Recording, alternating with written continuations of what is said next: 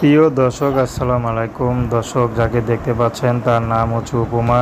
তো নামেও যেমন সুন্দর, দেখতেও সুন্দর, কিন্তু তারপর উপমার বিয়ে হচ্ছে না। অনেকে হয়তো ভাবতে পারে এত সুন্দর হয়ে কেন বিয়ে হবে না। আসলে উপমার নিজের মা নেই, সৎ মা আছে। বাবাটা মারা যাওয়ার পর সৎ মা তাকে ফেলে রেখে আরেক জায়গায় বিয়ে করে চলে যায়।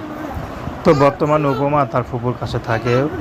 তো যেখানে ভালো কোনো ছেলে আসলে অনেক টাকা যৌতুক চায়, এর জন্য তার ফুপি তাকে বিয়ে শাদী দিচ্ছে না।